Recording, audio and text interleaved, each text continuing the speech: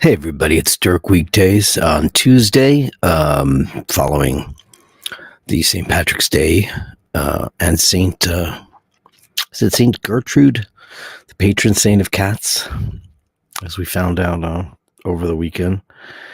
So I'll make this little part of it brief because we're going to get back to business. Today's Speedy Tuesday. I'm wearing my Speedy Reduced, widely known as the 3510, but technically the ST375.0012, and that is on the bracelet. There's so many iterations out there. What are your Speedies? What are the ones you love? This morning we said our final goodbyes to Laverne, and I want to thank everybody for tuning in on Sunday. It was a really hard show to do, and I just felt that due to all of your incredible notes and letters, I needed to get that off my chest and share it with you. It was pretty horrible. Today we took her out to the Hamptons, to West Hampton, where we had her cremated, and now she's home with us forevermore and wherever we go. And I had hoped that when we do go to Italy, she was going to come with us, but she will. But alas, in her final way. So who's in the room? Let's say hi to Scotty H. First up vote, you and Paul have been in my thoughts and prayers. Thank you, Lord H. So much for that. Al Benedetti, second up vote, thinking of you guys and sending comforting thoughts your way. I can't thank you enough. Andrew, our dear Andrew, is working till 5:30. Dirk and everyone be well, stay safe, and subscribe for more great shows and give it upvote. Thank you. Just listen, man. I'm trying to come to grips with a lot of things, and she's forevermore emblazoned on our logo and our intros, and in my heart and in your hearts too. And I thank you. Travis Watts, condolences for your loss. Thanks. It's rough. It is Dean. Hey, Dean, how are you? Great to see you. Conair, thinking of buying a 1984 Speedmaster in fairly good condition with the long S and R. It's on the 1171 bracelet. Any thoughts? Buy it now. Where are you thinking about getting that? So many great Speedmasters for all the Speedy fans out there. There's just so many. I mean, I have a little history of the Speedmaster queued up in all its iterations, the professionals, the Speedmaster, of course, then the Speedmaster Professional, which came around in the 60s. And, starting with the CK2915, then the 2998, blah, blah, blah. And then, some really interesting collector's ideas too, like the Holy Grail. How did that happen? How did a 39 millimeter automatic Speedmaster with a date, how did that become the Holy Grail? It's 30 grand if you want one. And you used to be able to get those things for like $900. Back in the day, they were giving them away. Nobody wanted them, but that's like Daytonas and things like that. Blackbird SPs, feeling my loss. Stay strong. I'm trying, man. Let's just say the weekend was the worst. But, we are, as a community of people who care and are kind and feel things, we go through things in life, as Asheen said, man, you had a pretty shitty year so far, pretty shitty. But I'm looking forward to better things. She couldn't have been more loved than she was, and it just wasn't fair for her to go on in the state she was going on, and she'd been so bad at the end. So it was the way to give her a great send-off. Diane Chapman, you gave Laverne such a beautiful life. Well, thank you, Diane.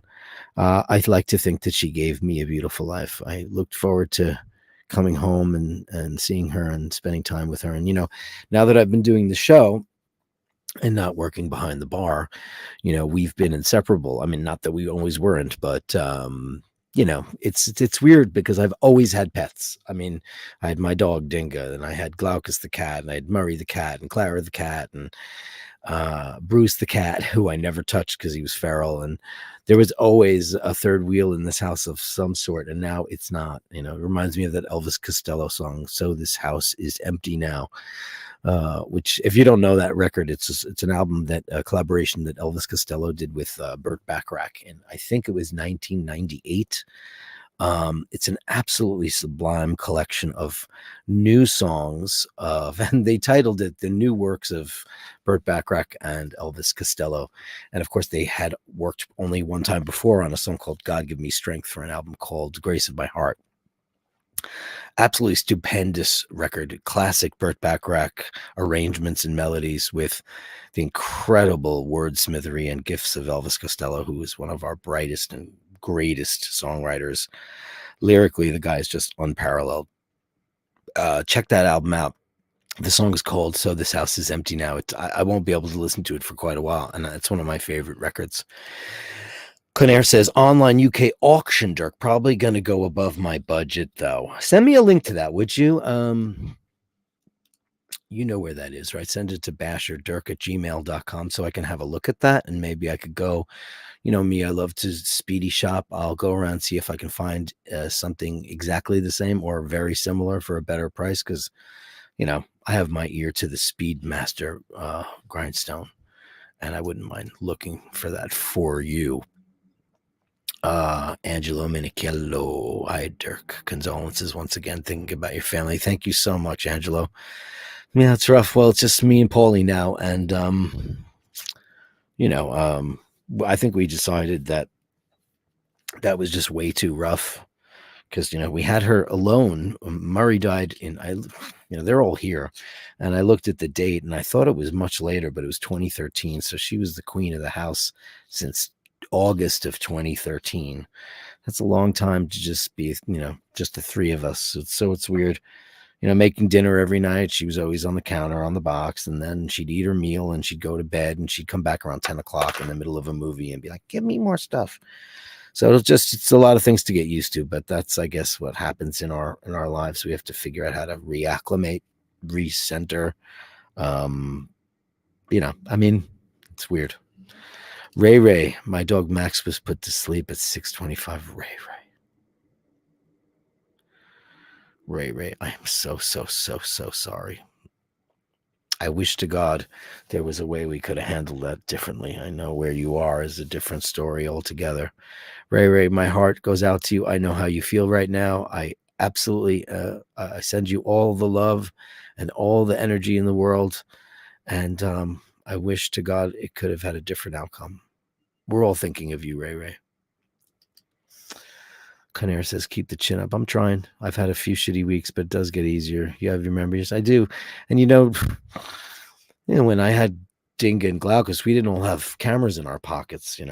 We all have these crazy, high def cameras in our pockets now. So she was certainly the most photographed. I mean, I probably took like 20 photographs of her a day for 14 years, Toussaint Lou says, love Costello song, shipbuilding. Yeah, I love shipbuilding too. I think I've told the story on this show how I was a metal guy and I didn't really give a fuck about, I don't know, a lot of different styles of music. And my friend Mimi, my dear Mimi, she was a publicist for Warner Electra Atlantic. She was with Atlantic, but for some crazy reason, she was working an Elvis Costello record called Spike. And she said, you want to meet Elvis Costello? And the only reason why I said yes was because my friend Mel was crazy for Elvis Costello. I said, yeah, that'd be great. I'll get a CD for him, get a picture, all this stuff. So I hung out. I was alone in a hotel room for like hours, helping him to get ready for this Spike thing. And we got on like a house on fire. He was terrific, really fun. And he did give me an autographed version of the record for my friend Mel. And we did take some pictures together. And he was just an absolutely astonishing chap. I have to say that. He really was.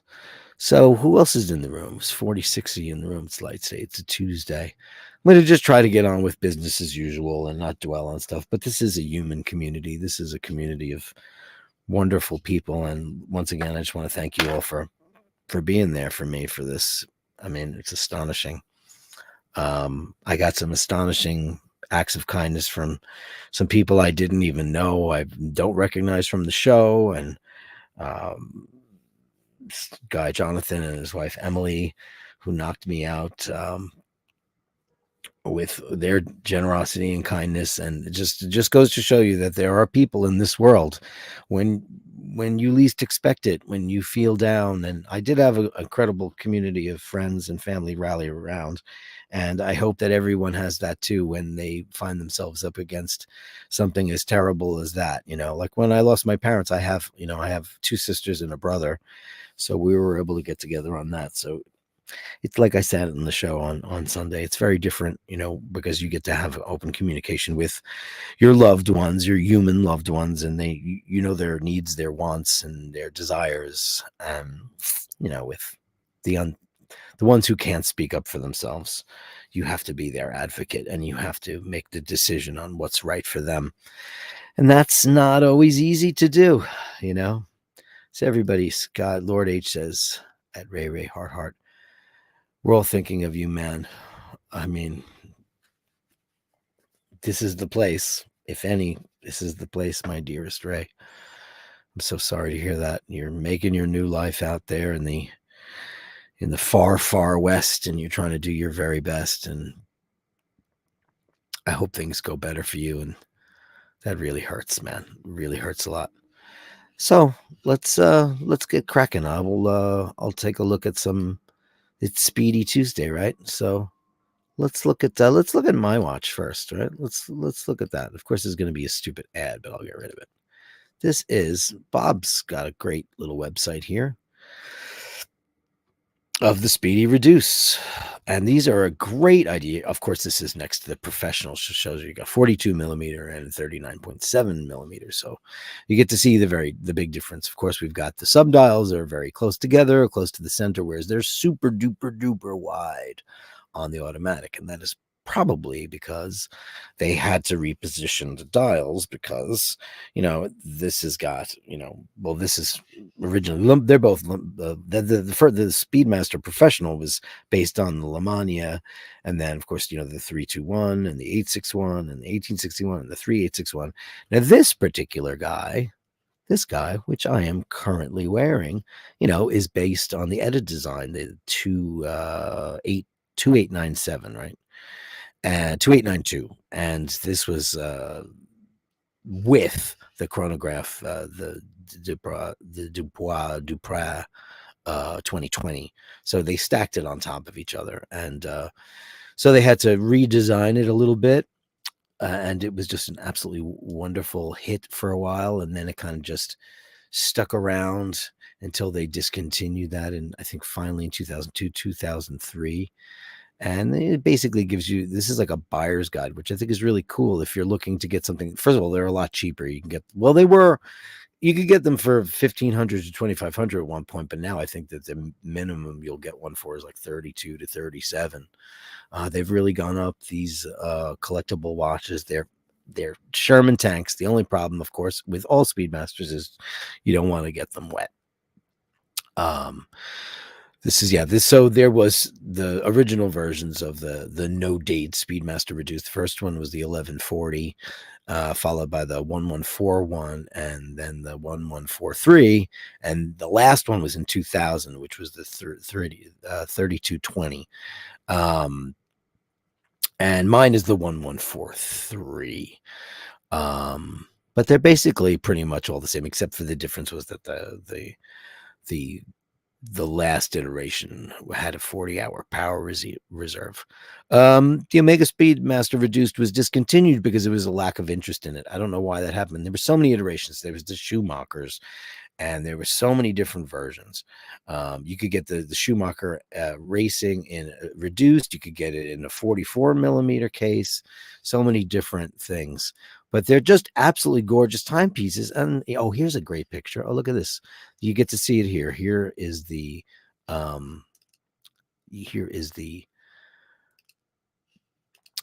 picture of it with both of the side views. So you get to see that in its original, I believe that this particular model right here, because it's got the curved lugs, is probably a 2998, and this has got it's straight, whereas here you can see that there's two separate movements controlling this watch, which is very cool. It's a much reduced watch. It really is. The Reduced is a great name for it because it's exactly what it is. Is it still a Speedmaster? I think it is. It's just not a moon watch per se. But what went to the moon? The 321 went to the moon, and the 861 went to the moon, and now they all go to the moon. But it's a great little watch, and I absolutely love it, and I wear it quite often, not just on Tuesdays. It's one of my favorites. I love it. And then after that, The watch that really kind of freaked everybody out because it kind of came out of nowhere was the Holy Grail. And I looked up some interesting information about this watch, and I found the Speedmaster Holy Grail Explained, which for people who don't know anything about this watch, and it's really unattainable right now, but it's a very handsome watch that was very available for quite a long time at a very reasonable price, and it has a whole hell of a lot going on, a lot of complications going on here. It's it's a chronograph. It's got a day and a date. It's a beautiful watch. And now it says the Holy Grail can fetch prices between 20 and 30,000 euros, which is unfreaking believable. Now, how did this thing become the Holy Grail? Well, that's true of any collectible. Somebody wrote an article. It wasn't John Mayer, but John Mayer, he opens up his big trap, or any of the other watch gurus, and then everybody scrambles to get something. This happened the same way. It was just a super complicated Omega Speedmaster that people went crazy for. And look, Hesselite crystal. A lot of these were sold in Europe, in like Italy, Japan, Spain, and then for some crazy reason they wound up in Peru, and they can be found in so many different parts of the world. It's very, very interesting. And that's what it looked like, brand new. Of course, that's not a real Omega box, and we know that. But look at this guy; he's got the extra links, and he's got the original paperwork. Pretty amazing.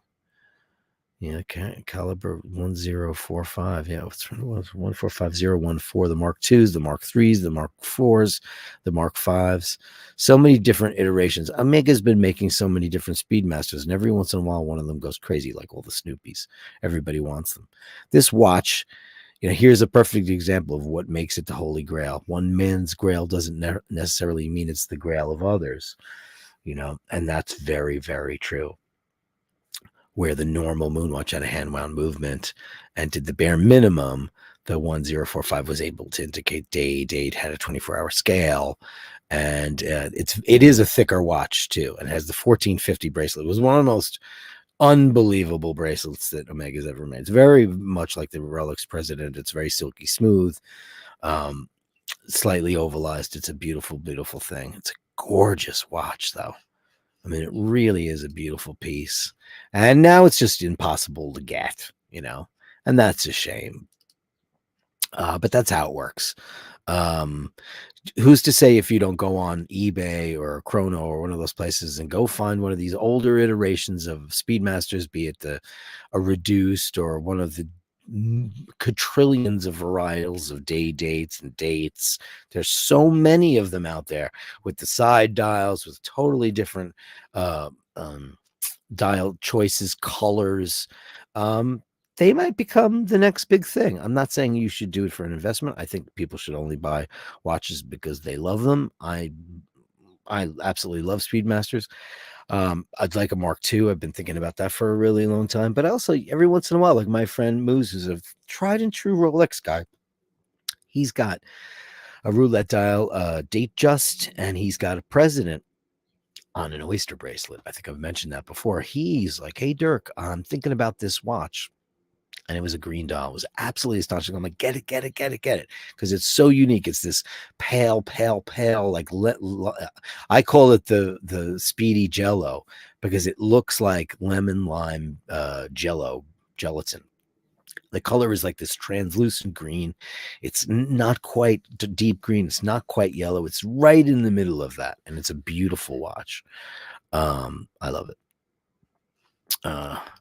Ray says, now going to buy a new Irish-made watch. Oh, then we'll get into, in a minute, after talking about the Holy Grail, we'll talk about how many people have watched Oisin's Ireland video. Holy shit. Travis said, never knew there was a date Speedy. Yeah, I mean, Travis, you could have got this watch for a song and a dance like 10 years ago. And now it's just impossible. These things are at Sotheby's and Christie's. They're selling for crazy, crazy money. Ray says, thank you, Dirk and Scotty H. Discovered a new Irish watch today down in Cork. Martin Design. I have to get it one and call it the Max. That's beautiful, Ray. That's a beautiful tribute. Beautiful, beautiful tribute. Dean says the Omega Moonswatch battery life is like 2 to 3 years as it cannot be serviced. Does that mean it's a throwaway watch? That's not true at all because I switched the battery in mine. So that's not true. I had it. I brought it to the store and they swapped the battery out for me. My Moonswatch, which is missing the bezel, they just did it. So no, it's not a throwaway watch. You can change the battery in it. You take off the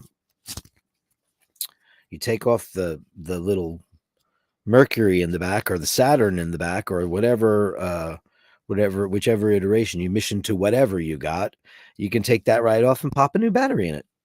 And I did it. And mine was what? A year old? Possibly a year old. That's it. I would say get that. And look at this. This is what Omega did was they did this like kind of copper plating. It was like a combination of so many different metals to achieve the classic Omega movement that you find in the 321. And it's absolutely beautiful. If you look at this, and look at this Omega 4823167. Like even like an Omega guy that knows that, like that doesn't, I don't even know what that means because it must be the part of that because it's not the movement. What could it possibly be? I don't know what it is. I have to look that up. It's very, very interesting. But a beautiful, beautiful, beautiful looking movement. All the Omega movements. Paul's bumper, he's got a 521. You open it up and it's glowing in this copper glow. It's so beautiful. It looks like, today's rose gold, which is everywhere. This has 17 jewels. It's a beautiful watch. It really is. Absolutely beautiful. Because it is beautiful. That's one of the reasons why. It is a great looking watch. I mean, if I only knew 10 years ago or 15 years ago what these were going to do, I would have got one because I think it's really attractive. I think it's really, really attractive. I love it. Let's get rid of that. Yeah. So that's a great looking watch. Now, when it comes to what is Dirk's favorite Speedmaster of all time? Well, of course, the 60th anniversary is the one that I can get. Because the one that I cannot get is the original CK2915, which in my humble opinion is the most beautiful watch ever made. I know that bracelet looks a little wonky to all.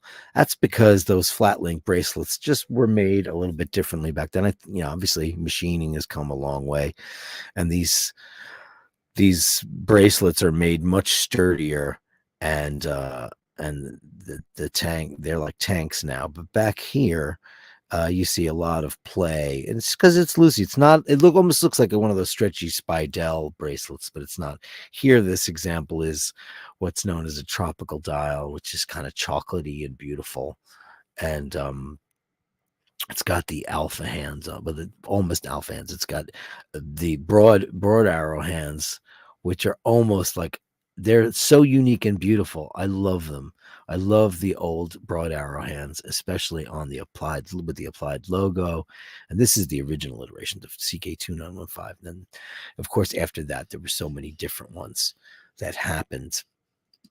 There was the 2915, the 2998, and later on there was 104, 105003. They had white.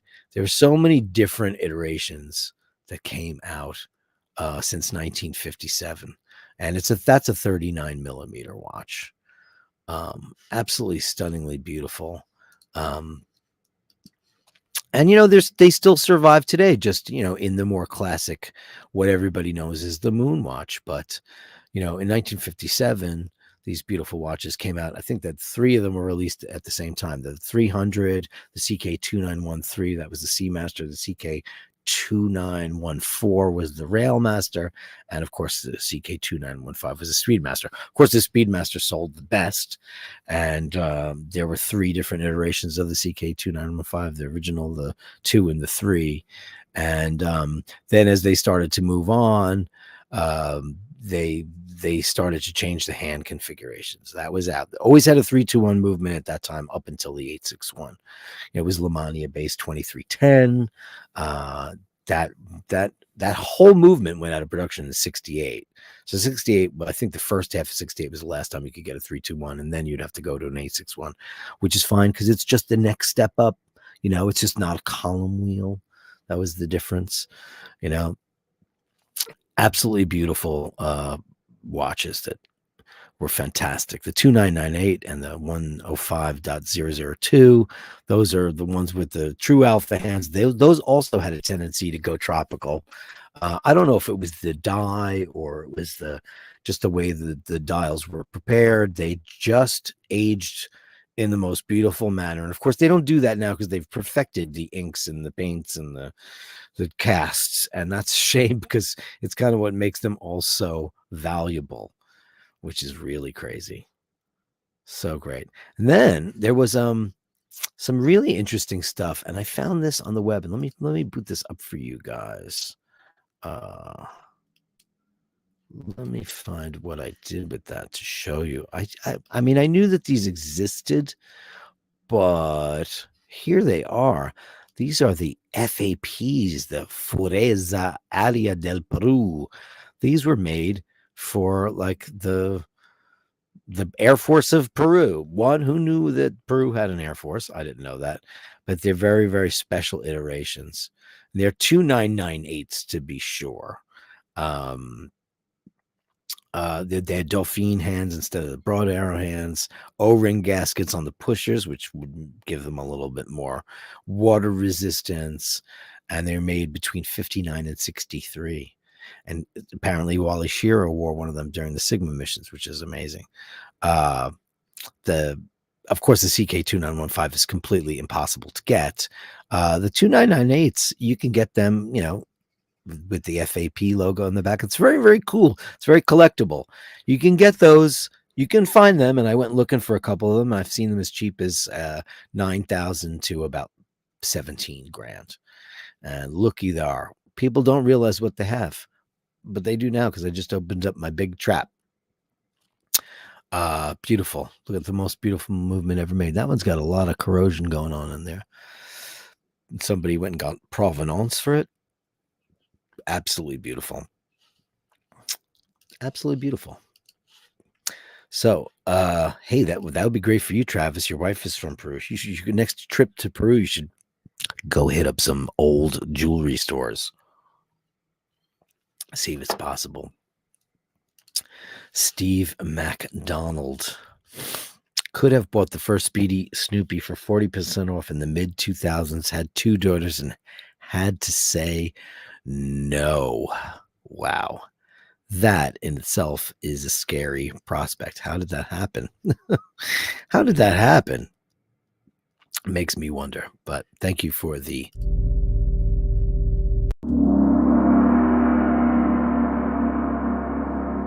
$4.99 super chat from Steve McDonald. Thank you, Steve.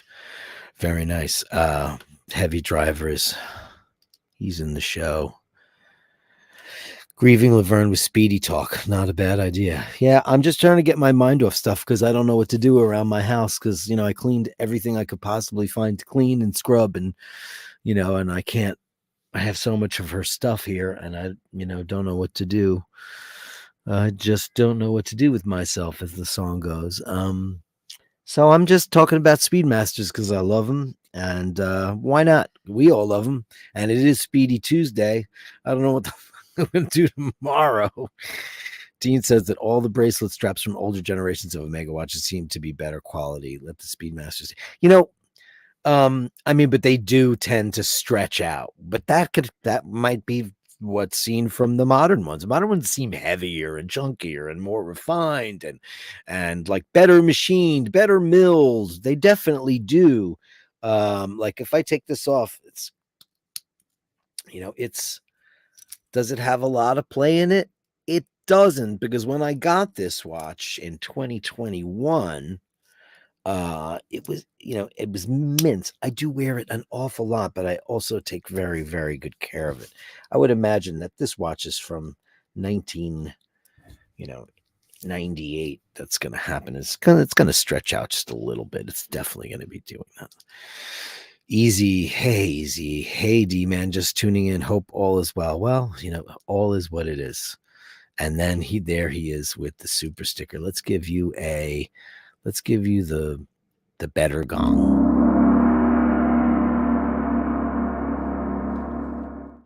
Thanks for that. Thank you, Easy, for the super chats. Eric B, who sung the best version of "Oh, I Don't Know What to Do with Myself"? Jesus, I just don't know what to do with myself. Dusty Springfield, maybe. Who do you think, Eric B? Eric B is the guy that came in here last week and like totally was saying this is all metal. It doesn't mean I don't. I was listening to Andy Williams in the car today, and Frank. I don't listen to a lot of metal for pleasure. I listen to metal for school, because I'm in the metal world and I kind of have to keep up with stuff and know what certain stuff is. I don't like a lot of metal, but when it comes to guitar players, some of those metal players are great. But who did the best version of "I Don't Know What to Do with Myself"? But I'd say it's Dusty. I mean, Dusty gets her hands on anything. Have you ever heard Dusty's version of "How Can I Be Sure"? Oof, it's just. And I love the David Cassidy version, and I love the original version too. But man, when Dusty got a song that she really felt she absolutely owned it. Dusty Springfield. Never people here, they just know the son of a preacher man, and which is really annoying. And then there's a lot of songs out there like "Who Owns a Song." Thanks, Eric B. You always say very interesting things and gets the conversation going somewhere else, which is very, very cool. Oh, you said I was correct, Dusty Springfield. Thanks. I'm glad, because Dusty, I should have put her in my top pantheon because she is, and I don't know what I was thinking. Do you guys know the song? Don't Tom Jones, Shirley Bassey. It's called "I Love You." Boom, boom. What is the name of that song? Hey, Eric B, hit me up. Like, I'm just having a mind fart. I know the song really well. I've sung it 1,000 times, and I just can't remember the name of it because my brain is still fried from the last couple of days. Whenever oh yeah, it's another one. Yeah, Shirley Bassey, like, she did a great version, and Tom Jones did, but for me, Tom Jones has got the definitive version. And then people like, there's a great song called "The Dreams of the Everyday Housewife," which today would be considered sexist, like, let me boot this up. I'll find this right. Dreams of the Everyday Housewife lyric. I mean, it's crazy, right? So here, I'll boot this up for you guys. You know who had the big hit with this? Glenn Campbell. And the best version of this song is by Wayne Newton. It's incredible. It's like, she looks in the mirror and stares at the wrinkles that weren't there yesterday. She thinks of the young man that she almost married. What would he think if he saw her this way? She picks up her apron in little girl fashion as something comes into her mind. She slowly starts dancing, remembering her girlhood and all of the boys she had waiting in line. Such are the dreams of the everyday housewife you see everywhere, any time of the day, an everyday housewife who gave up the good life for me. It's about a woman reflecting upon what she gave up for the man she married, which, is kind of sad. I mean, this is about a woman who just became a housewife, as if a housewife isn't a career and a job, because of course we all know that it is. Anybody who's had a stay-at-home mom, I did for in the earlier part of my life. My mom gave up her career at British Overseas Airways, BOAC, now British Airways, and then later on became a librarian. But that was after we were kind of done with our formative, years. She went on to become a librarian. But it's a beautiful song, and if check out the Wayne Newton version. I personally think it's absolutely the greatest version ever. The Glenn Campbell version, as much as I love Glenn Campbell, he's got Wichita Lineman, and By the Time I Get to Phoenix, and so many other great signature songs. But who is it? Like, here's a great example: is Cat Stevens wrote The First Cut Is the Deepest for an artist named P.P. Arnold, Pat Arnold, who was an R&B singer in the late 60s. Let me get that off the screen. Who I had the great fortune of meeting because Colin, the lead singer of Mr. North, went to a Roger Waters concert, and she was one of his background singers, and he brought her back to my house, and we sat out on my deck and had some drinks and talked about music and singing and stuff. And I told her, I said, why is it that Sheryl Crow is cutting The First Cut Is the Deepest? And she was like, she's a Southern black lady, and she's super elegant and beautiful. She's like, I have no idea why that little white girl's singing my song. And I was like, I have no idea why she's singing it either. And Rod Stewart cut it also. And man, when you hear P.P. Arnold's version of that song, and Cat Stevens wrote it for her, it was written specifically for Pat Arnold, P.P. Arnold, who's a great man, one of the greatest soul singers ever. She's got that solo on the Amused to Death album. It's mesmerizingly great. Diane says, who gave up the good life for you? It's exactly true, Diane. She hasn't heard that in ages. Such are the dreams of the everyday housewife. Oh, it's so sad. It's almost as sad as Artificial Flowers and all those. There were such great lyrics back then. Everybody talks about all these great lyricists now, like Taylor Swift. Oh, come on. They're just whiny. This was poetry. Easy says Jones had such an energetic voice. She's a lady. It was great. Yeah. Believe it or not, like, during the whole, I listen to audiobooks now to fall asleep, and I had read the Tom Jones autobiography called Over the Top, but now I finally got a hold of the audiobook, and like I said to you, I think I told you guys last week, it wasn't narrated by him. It was narrated by Jonathan Pryce, who does a great version. He happens to be Welsh, so it was worth it. And it's really great. I got to really enjoy the book in so many different ways. And he talks about She's a Lady and What's New Pussycat and all these songs that he thought were not quite right for him. And then they became big hits. So, sometimes you have to be shown. Ray, big fella, new Irish movie, part 1 and 2 are going to do more for Ireland in a good way than any of Paul Thorpe's England is sinking videos. I don't know, England, the realm. Who gives a fuck? I mean, it's just enough already. Anyway, so let's talk about this for a second. So I had the great fortune of having Emmett O'Malley over here on Sunday and Monday. I hung out with him yesterday. So he kind of kept my mind off of things. And he was here, and we ordered dinner late and had some wine, and we sat and we watched Ireland's Part 1. And listen, I know he's my friend, and I'm probably biased just as you can get, but I will say this. When you watch a great documentary film, you watch a film that is shot by a cinematographer, directed by a director, written by a screenwriter, edited by an editor, costumed by costumers, and then the list. When you see a movie, all the credits come rolling down, and hundreds of people, color timing, aspect ratio, music, all that stuff. Oisin did all of that himself. One man movie studio. And we were and this is his brother. So I'm his BFF, and that's his brother. So we're very biased, and we're looking at this. And I just looked at him and I said, this is fucking unbelievable, Em. He goes, I don't know how he does that. I mean, it's cinema.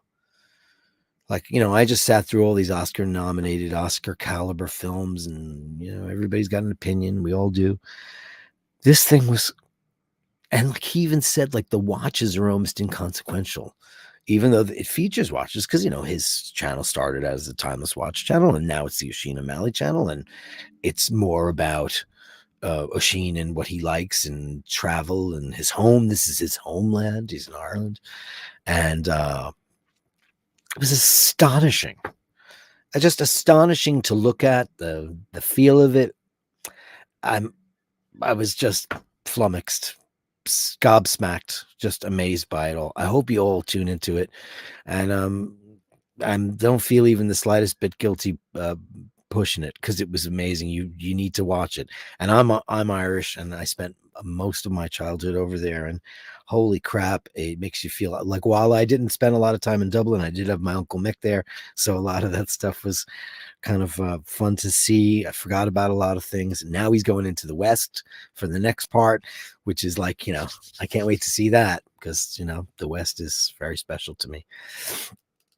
Hudson Harvey says, "Hi Dirk, talking of finding old watch shops, I found this in Berlin. I sent you some pics of it." Oh, look at that. Hold on. I'm going to show everybody in a little bit. Oh boy, Hudson Harvey. Oh boy. Oh, first of all, so when we got Paul's bumper 1948 Seamaster with the bumper movement in it, when we got that, Paul's dad found that in a shop on Long Island. There's some tiny little jewelry store. It was $900, and it's absolutely. I featured it on the show before. I actually wore it once a while back. It had just been serviced by this guy. He's a watchmaker. I have yet to take it to Omega. It's something that I plan on doing for sure. At some point. It doesn't need a major restoration. I don't think it needs a major movement. I opened it up. I looked around. It looked pretty good. But, just to catalog it and get its provenance, I do want to do that. It does, however, have one feature flaw, and that is it's not the original crown. And that is something that I've been promising him, and he doesn't care. But I want to get the Omega to source me a crown. I want to get the original crown for that. Eric B says, Glenn Campbell could play. Name the lead instrument he played on Wichita Lineman. The lead instrument on Wichita Lineman. Oh, geez, I love stumping the band, stumping the Dirk band.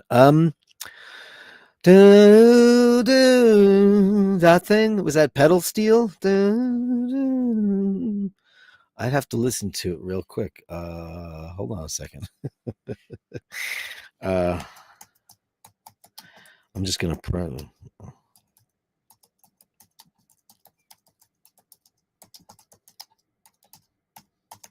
sorry about typing and not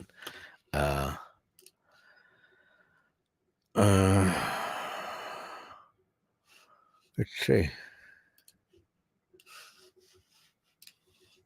I'm just listening. You won't be able to hear it. I'm just gonna listen to it. I mean, I always thought that was a string arrangement, but I could totally be wrong about that.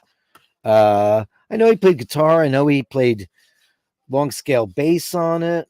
Because what couldn't he play? Did my mouse stop working? There it is. The connectionless. My mouse is. I'm gonna switch mice real quick. So I think I was charging my real mouse. I have two. There it is.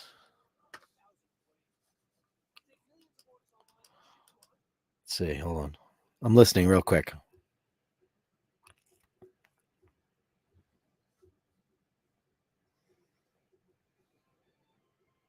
That's a string section. You got me on that, Eric B. I'm going to have to find out when you tell me. I know he played guitar, and I know I think he played Dan Electro bass on that, like that one of those big longhorn thingies.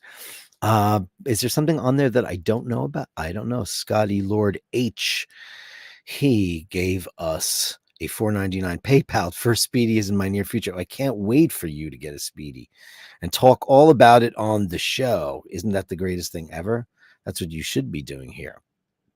Let's give you the, what do we want to give you? We want to give you a nice gong.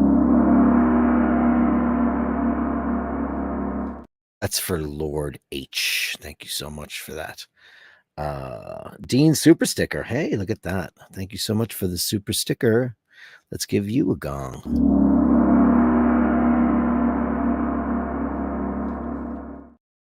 Thank you so much for that. What do we got here? So let's see.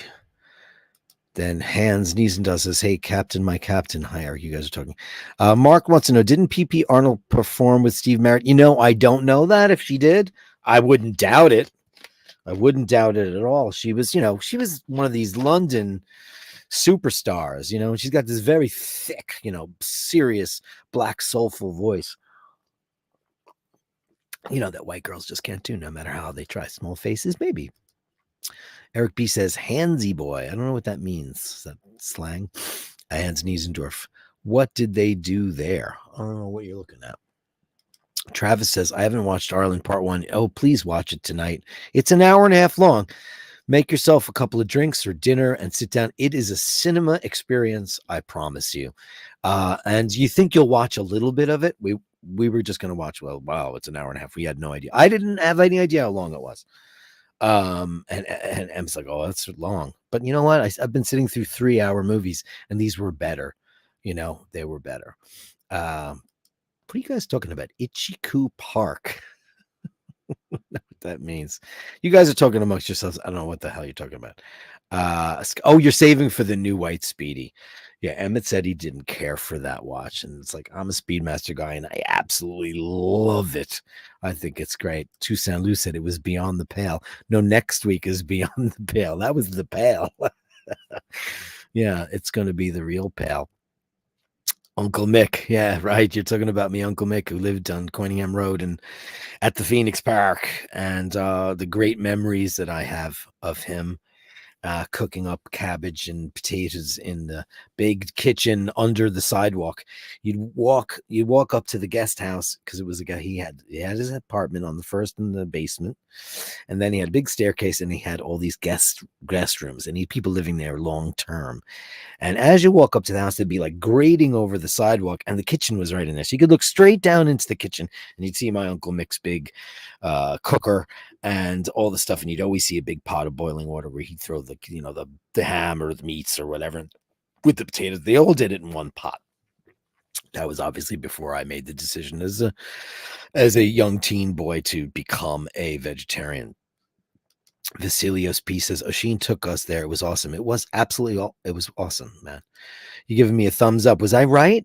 Mark says Jaguar 6-string bass. I think he just played one of those Dan Electro Longhorns, but that would only be 4-string, because there were no such thing as 5-string basses back then. That riff was a little like Blue Velvet. Yeah, well, Blue Velvet, we get this idea. Easy bartended at Supper Club one night years ago when Nina Simone sang there. Wow. Well, Nina Simone, I mean, she's one of those singers that people love to name check when they want to sound cool. I mean, she is cool, and it's fine to name check her, because you're going to get away with it. It's like saying Miles or John Coltrane, or there's a lot of people that immediately evoke cool. Nina Simone was beyond super cool, but I find a lot of people tend to name check her when they just shouldn't. But that's amazing. Supper Club, which is in the Edison Hotel. Now, the Edison, I don't know if you know about this, Easy. You probably do, but Supper Club, which is in Times Square, and it was kind of a proscenium balcony club. Originally, right behind that club was the Edison Recorders.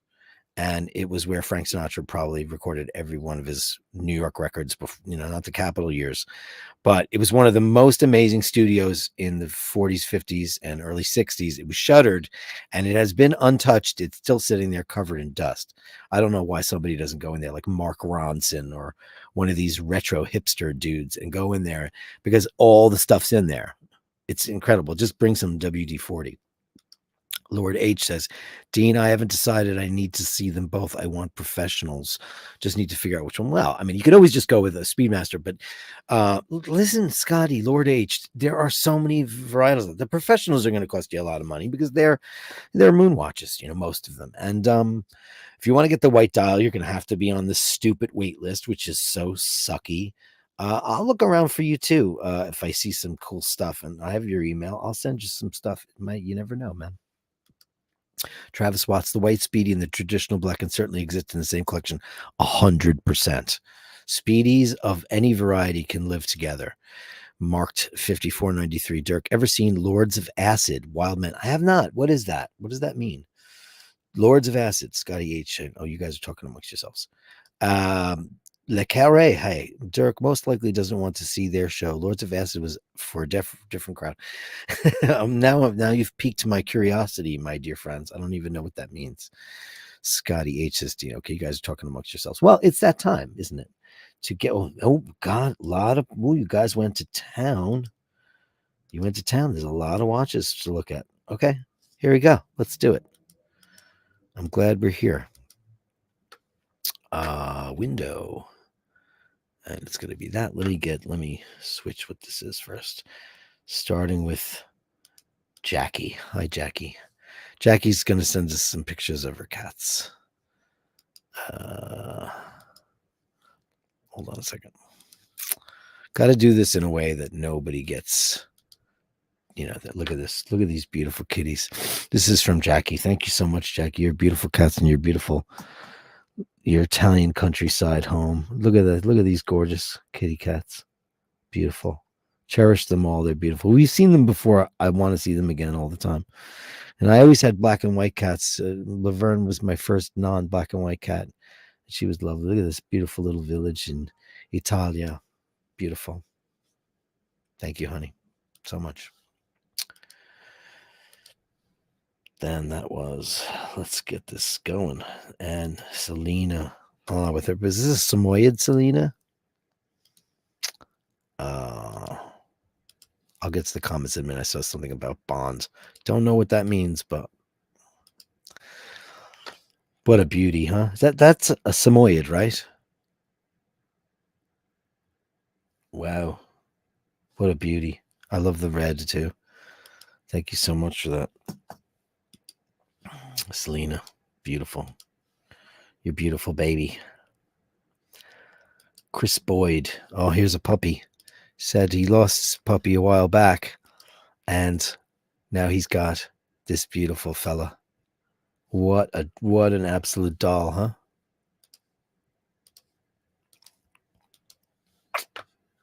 Great. Thank you so much. Now what do we got here? And that, of course, was from Chris Boyd.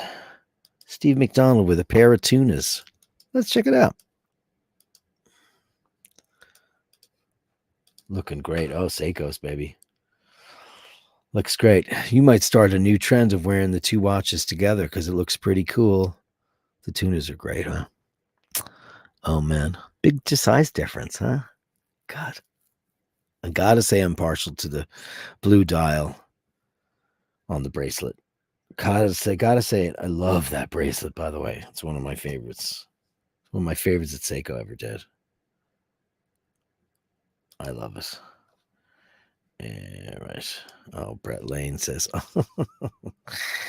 he says, this is for Laverne. He's got his rush, eye rush. Oh, how funny is that? Eye rush.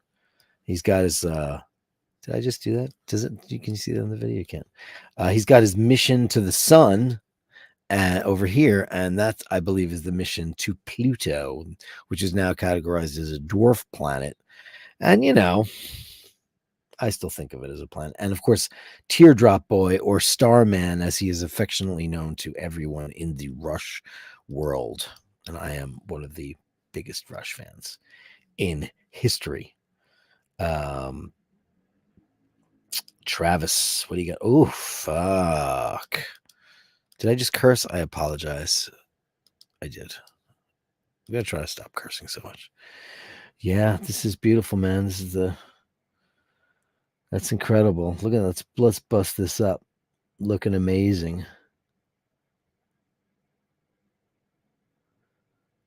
That's beautiful, man. Thank you for that. I mean, is there anything better than these? These are based on the Lemania movements. These are just the newer iterations, as we all know. And that's his beautiful sapphire sandwich. Absolutely incredible. Ken says he loves. Oh, couldn't play the file. There was a problem playing this video. Oh, I hate when that happens. Okay. Who sent me that? Ken. It's a movie. I'll download it after the show, and then once I've downloaded it, I'll have it for tomorrow's show. But thanks for that. Let me see. Okay. Oh, here's Conair's. Oh yeah, here we go. Conair, this is the auction he's been looking at. Let's have a looky boo. Yeah. Oh, look at that. Yep, long S, long R. Oh my God, look at the price on that. Oh man, is that real? Oh boy, T Swiss T. Tritium. Wow. Oh man, please get that. I want you to have that so badly. It's perfect. Oh man, please get that watch.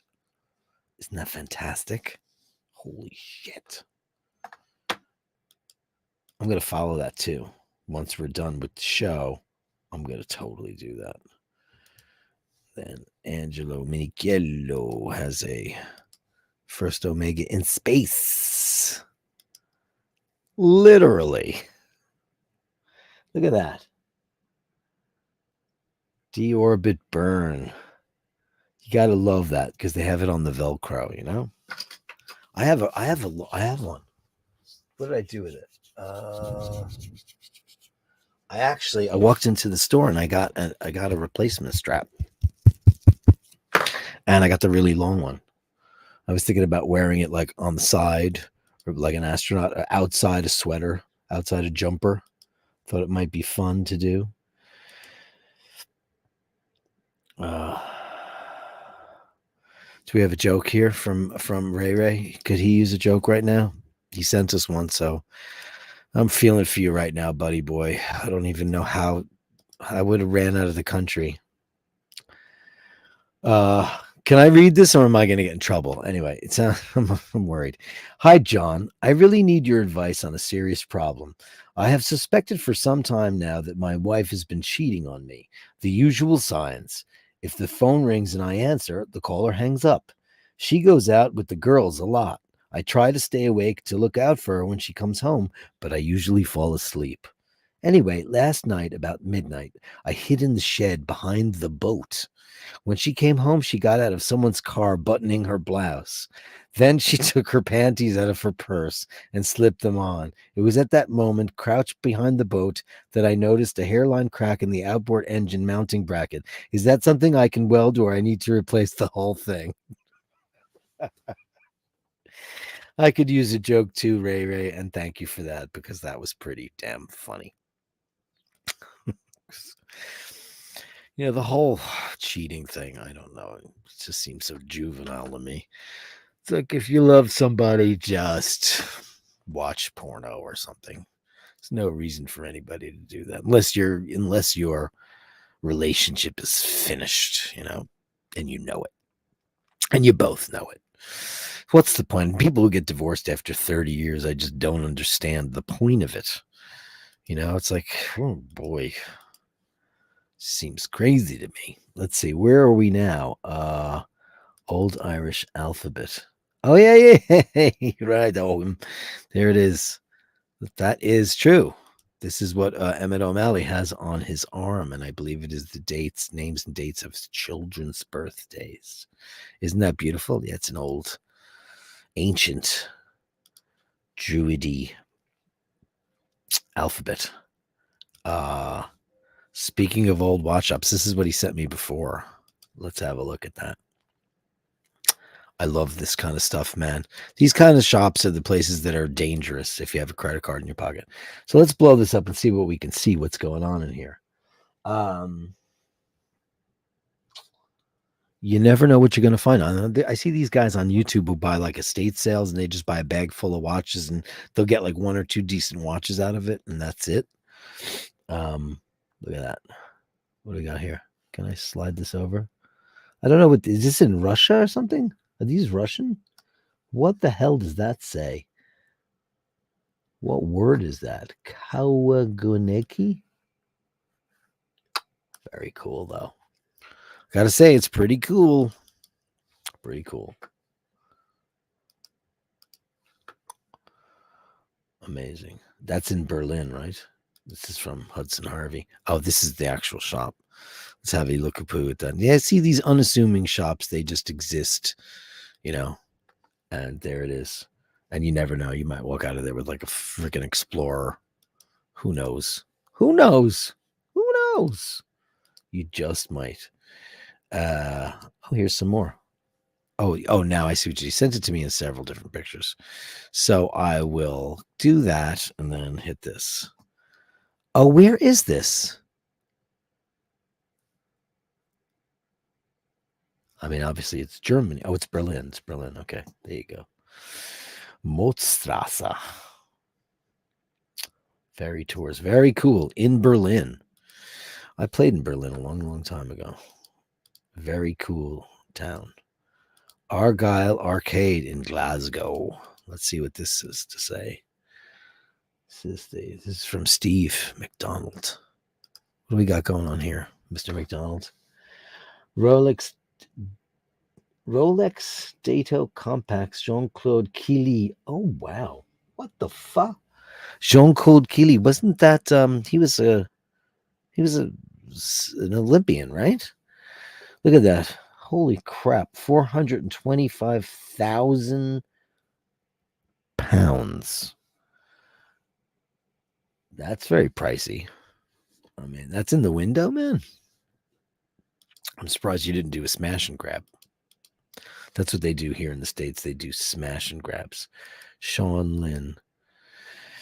She says, thanks for providing the forum. No, thank you for providing all the great stuff that you provide. And, I love coming to you every day. And, listen, you guys are all part of my world now and Laverne's life. And, you're making beautiful things happen. Tudor, Geneva. Look at that. The Pelagos. Beautiful. I love these. I love the knurling. I told you, I don't have any of these, and I know they're Rolex Juniors, but I love this watch, and I love this one especially, and I love the bezel on this. It's great. Fantastic. Thank you so much for the Tudor, Sean. And Vasilios with a beautiful picture of a beautiful kitty to end the sharesies of the day. Thank you for this. This beautiful little red head. Look at this. Look at this beast. You beautiful thing.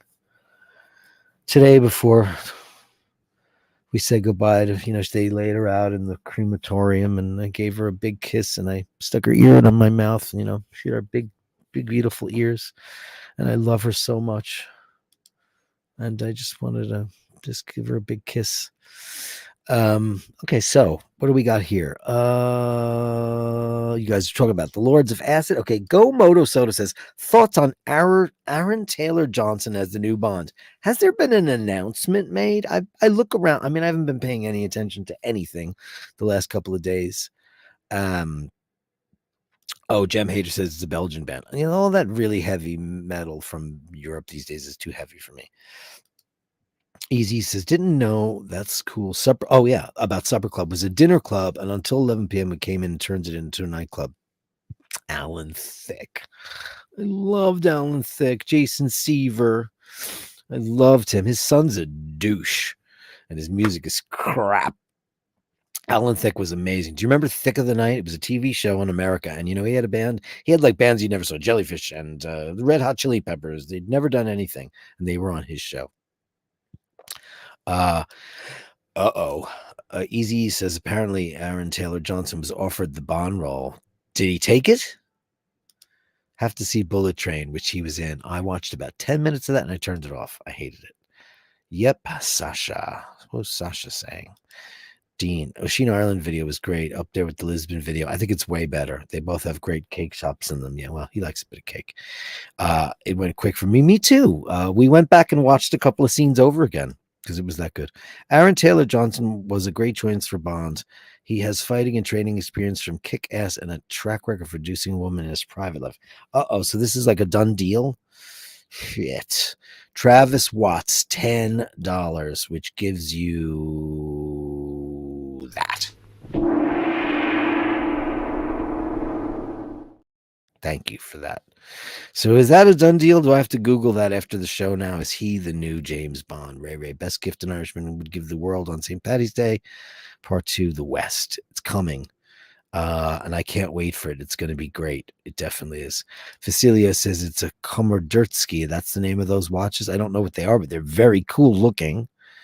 Speedmaster Teutonic on the background, indeed. Yeah, he was a famous skier, Jean-Claude Killy. I remember that from back in the day, watching the Olympic stuff in the 70s on the worldwide ABC Worldwide of Sports, Wide World of Sports. Jean-Claude Killy. I remember all that. And Andy Williams' ex-wife had a boyfriend named Spider Savage, and she shot him. And then she got back with her husband, and he defended her. It was amazing. Yes, Steve says, well spotted. Yeah, Teutonic in the background. I'm going to have to feature that on the next show. Anyway, that's my time, guys. Thanks for joining me in my first show back after this this thing that we're going through. And I want to thank you all for being there for me and being great people. Steve McDonald, Easy E, Lord H, Dean, and Travis, thank you for the super stickers and the super chats today. It was awfully kind of you. I had basically had them off the other day because that's like, it wasn't about that. It was just us having a chit chat and letting you know, because I had to cancel Friday night, and we didn't do Watch Fashion Please because Ashina is he did all that work, so he's tired. He's super tired. We got Mark Brooklyn out of the room because apparently he was being naughty and mean during the show, Life Without Laverne, and that was not what that's about. I mean, listen, so somebody made a comment about, does everything have to be on social media? I don't put my life up on social media for the most part. You know me, I'm an open book. I don't do my drama, but this just hit me like a fucking nuclear bomb. And I wouldn't have done it if she wasn't such a big part of our Bashers show. She would roll up on the desk, and you all knew her, you all loved her, and you knew her every day, everything. So thank you for that. And for everybody else who wasn't around, I thank you too. And thanks for all the beautiful cards and wishes. I'm actually getting some actual physical cards together. So for everybody who's in the Bash Chord world, do me a favor, send me an email at bashdirk@gmail.com and send me your addresses, and I'm gonna be making little Laverne cards. Thank you for all your beautiful well wishes and condolences and stuff. I'm gonna be old school and make up some cards and send them out in the post.